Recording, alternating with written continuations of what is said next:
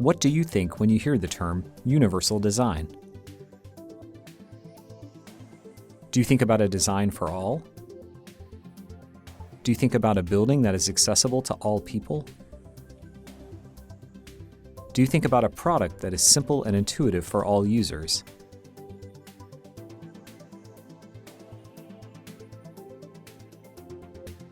What about a website that can be accessed by someone using a screen reader?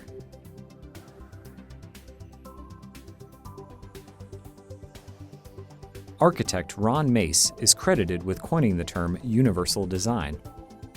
He defines it as the design of products and environments to be usable by all people to the greatest extent possible without the need for adaptation or specialized design. The intent of universal design is to simplify life for everyone by making products, interfaces, and space more usable by as many people as possible. Throughout this video series, we will dive into the 7 principles of universal design and how they are applied in a practical way at home, in the community, and in the workplace. Universal design means that whatever product or service an individual who's able-bodied can use, that I as a blind person could use, someone that uses a wheelchair could use it, someone who's deaf or hard of hearing could use it. So I think that what we're talking about there is not necessarily something uniquely different, it's just a different way of thinking. The innovators that are out there, when charged with the responsibility of creating tools or strategies, really kind of step up to that challenge.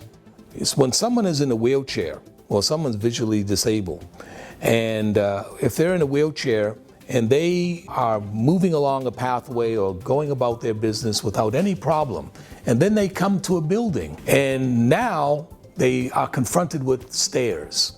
The stairs now have impeded or disabled that person from entering that building. It's not that the person was disabled, it's the design of the building that disabled them from entering it. I think one of the really important things around universal design is the notion that by using universal design to support employees with a disability, you're supporting your customers in a variety of different needs. I think the classic example was always, by putting in ramps, handrails, and so on. This was very effective for people who are carrying wheeled luggage, pushing baby buggies, and so on. And I always like to tell students, when you deal with design issues or problems, you want to start at the home and you want to end at the home, but from the home you have to go to the workplace, or to the study place, or to the recreation place, or to the community place. And so the best universal design is products that don't even feel like they have a wheelchair ramp, that don't even feel like there was any explicit thought for a special path for someone with a disability. It's the same path that everyone uses. Universal design is not about compliance with legal guidelines and codes like you will find under the Americans with Disabilities Act accessibility standards.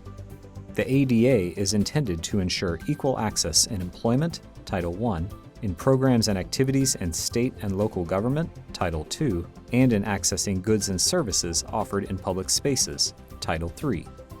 We didn't look at the ADA. We threw the ADA out and we kind of started over because we wanted to really think about not satisfying guidelines, but really how people with disabilities will use a space. We brought people with all different disabilities together and also brought people with multiple disabilities together. So how does a deaf-blind person use this space? How does someone who's a wheelchair user who's also deaf use the space? So then when you think about universal design's going beyond the minimum requirements of the law. Universal design is a concept that says design an environment or product so that it's usable to everyone to the greatest extent possible without the need for adaptive or specialized design. So you're taking an accessibility consideration and universally designing it so that you're not necessarily having to do it for an individualized situation. I laughingly talk about the myth of the accessible bathroom, because there are so many ways that you can meet the intent of the law, and still it doesn't meet everyone's needs. You have to look at sort of that notion of not just one solution, but multiple solutions built in so that there's flexibility in the solutions that are available. And I think with technology, the whole notion of universal design, thinking about more than one way to perceive, more than one way to interact, more than one way to respond, is critical. Even with these legal guidelines, this does not require the use of universal design. Rather, these standards usually result in accessibility as an afterthought. Universal design is a set of performance guidelines that explains why it should be done. It is meant to be invisible, providing one design that can accommodate people of all abilities. This video was produced for the Rehabilitation Engineering Research Center on Technologies to Support Aging in Place for People with Long-Term Disabilities, RERC TechSage, and the Disability Rehabilitation Research Project on Universal Design Practices to Enhance Work Outcomes, DRRP on UD in the Workplace, by the Center for Inclusive Design and Innovation, Georgia Institute of Technology, and Tools for Life, Georgia's Assistive Technology Act program. RERC TechSage and the DRRP on UD in the Workplace are supported by grants 90REGE006 and 90DP0049 from the National Institute on Disability, Independent Living, and Rehabilitation Research, NIDLR. NIDLR is the center within the Administration for Community Living, ACL, Department of Health and Human Services, HHS. The contents of this video do not necessarily represent the policies of NIDLR, ACL, or HHS, and you should not assume endorsement by the federal government. The Principles of Universal Design, copyright 1997, NC State University, the Center for Universal Design, were developed by a national consortium of universal design researchers and practitioners: Betty Rose Connell, Mike Jones, Ron Mace, Jim Muller, Abir Mullick, Elaine Ostroff, John Sanford, Ed Steinfeld, Molly Story, and Greg Vanderheiden.